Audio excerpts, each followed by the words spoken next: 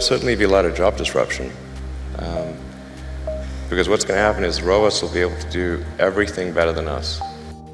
Looking back at 2017, chatbots were the next big thing. They were supposed to eliminate millions of call center jobs, replace lawyers, and prevent end users from ever having to fill out an HTML form again.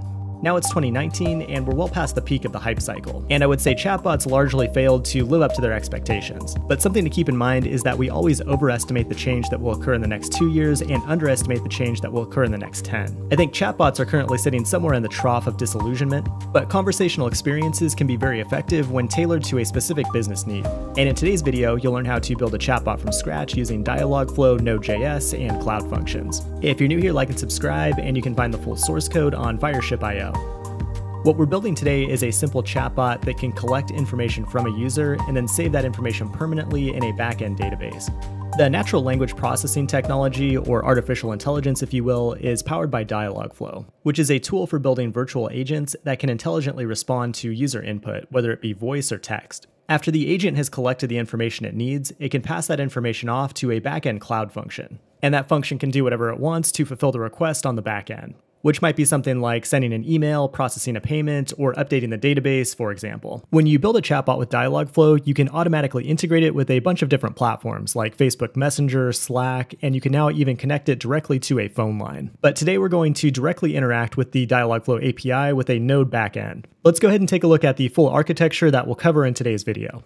On the left here we have our front-end application, which is where the user interacts with the bot. In this demo, we'll use Angular for the front-end UI, but feel free to replace it with the front-end framework of your choice, because all that front-end application needs to do is make API calls to our gateway cloud function. This function essentially serves as a proxy to make secure calls to the Dialogflow API. So the user will enter their message in the front-end application, which will then pass off to the cloud function with an HTTP call. We'll then pass that message to the bot, which will give us a response that we can send back down to the client.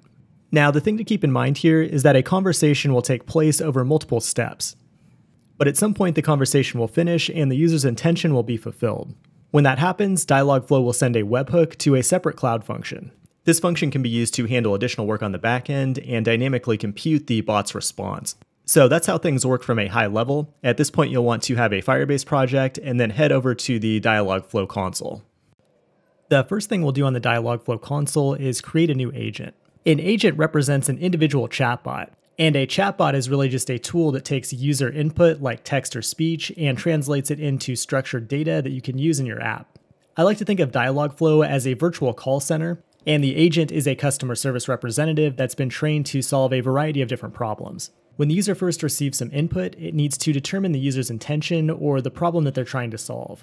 For this demo, we'll create a new intent that the user can trigger to update their user profile information. We'll give it a name of Update Profile, and then you'll see a bunch of different options here, so let's go through and talk about each one of them individually. First, we have Context, which is a little more advanced and we're not going to cover it in this video, but basically it's a mechanism for passing data from one intent to another. Then the next option you'll see is Events, which is optional, but it's a way to trigger this intent without having the user do it manually. And this is useful in our case because we might have a user onboarding process and the user is not going to know which intent to trigger. So this gives us a way to kick off a conversation programmatically in our code. Then from there we have our training phrases. These are utterances or short phrases from the user that would trigger this intent. The machine learning algorithm is going to use natural language processing to figure out which phrases are similar to the ones that you add here. The more data you can add, the better, but we'll just add a couple of short phrases here for now. Then Dialogflow will try to capture any phrases that are similar or that convey the same intent that you've listed here. After that, we have action and parameters. When naming an action, it's generally a good practice to use your domain name in reverse, followed by the name of your intent, similar to a bundle ID for a mobile application. Now, when a user triggers an intent, there's likely multiple pieces of data that you need to collect in order to be able to successfully solve the problem. And that's where parameters come in. You can set up optional and required parameters that Dialogflow will try to collect from the user. We're going to collect the user's display name, which will give a parameter name of name, and then you have the entity option, which represents the type of data that you're trying to collect. And this allows Dialogflow to automatically validate the data that's being collected. And you can also create your own custom entity for whatever custom data that you're trying to collect. And you can also see here that we set up a prompt, which is what the agent will ask the user when trying to collect this data.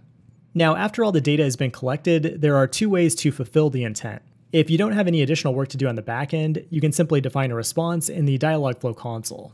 But in a lot of cases, you'll want to update something in a database or maybe make an API call to a third party. So for that, you'll need to use a webhook. And that will allow you to write custom code on your backend server to format the response dynamically and handle anything else that the user is trying to do.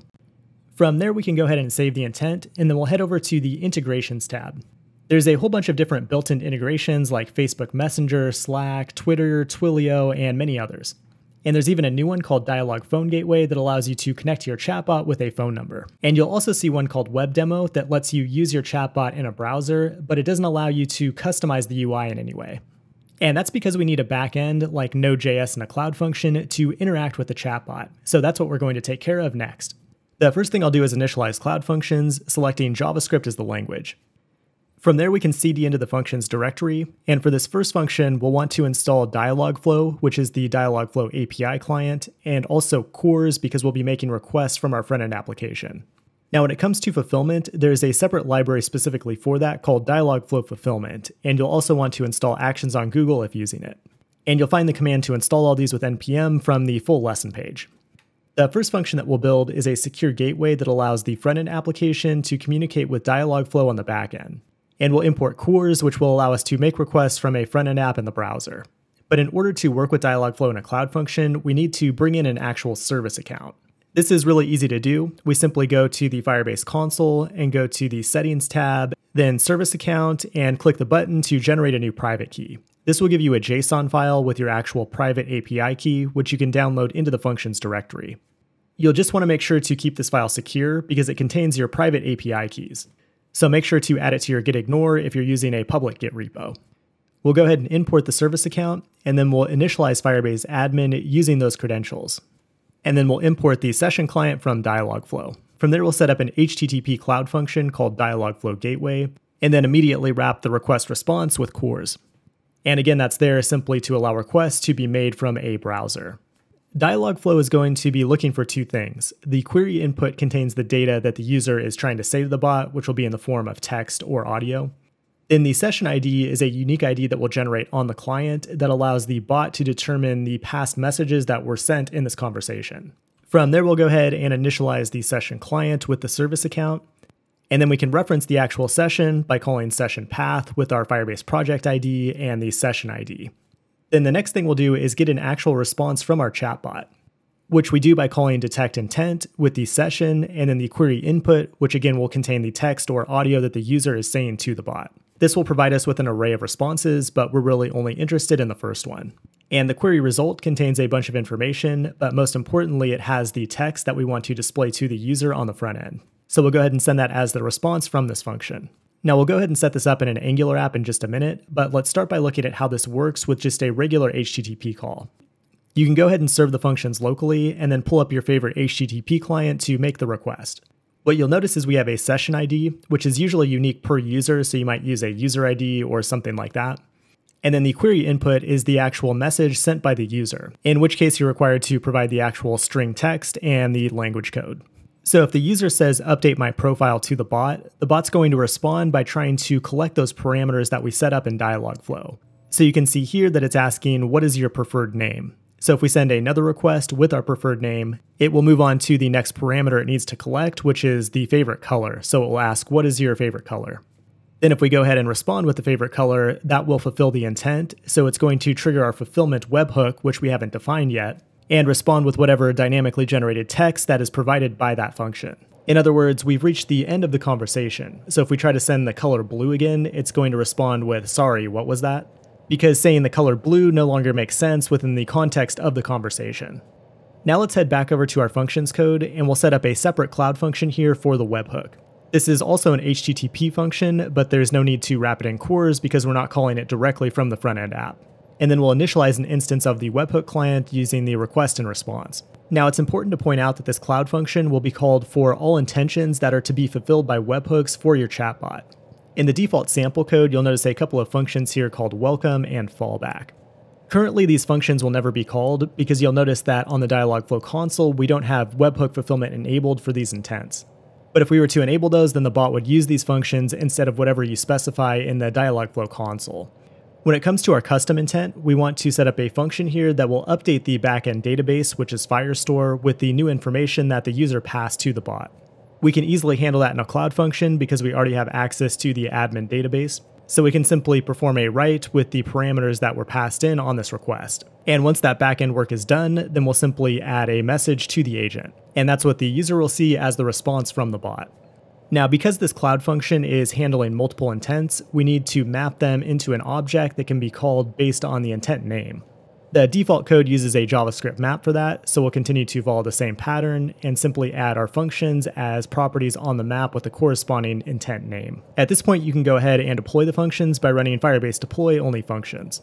And you should now have a fully functional chatbot that can do more than just respond to messages. But the one thing we're still missing is a front-end UI for the user to actually interact with the bot in a web application setting. For that, we're going to use Angular and this awesome free theme called Nebular.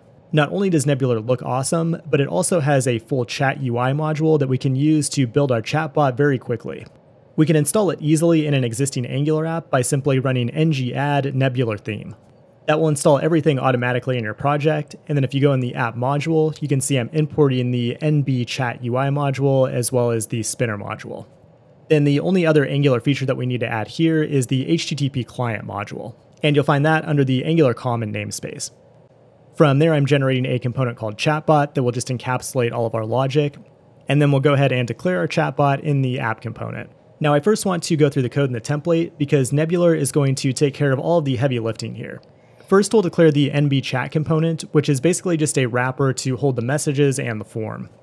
In order to display a list of messages from both the bot and the user, we'll set up the NB chat message component, and then we'll loop over it using ng-for. Now, each message can be customized with a variety of input parameters. I recommend checking out the Nebular docs for all the options, but we'll definitely want to pass in the message text, and then we'll determine whether or not it's a reply to the bot, and we can also pass in a date and a user avatar image. And then also in the full source code, you'll notice I've added a second message that simply shows a loading spinner when the bot is responding. And that can be accomplished easily because Nebular ships with a spinner directive. Then the last thing we'll add is the NB chat form, which has its own send event, which will be fired if the user clicks the send button or if they hit the enter key. Now moving over to the component TypeScript, the only thing we really need is Angular's HTTP client. And it's used to make requests to the Dialogflow gateway function that we defined earlier.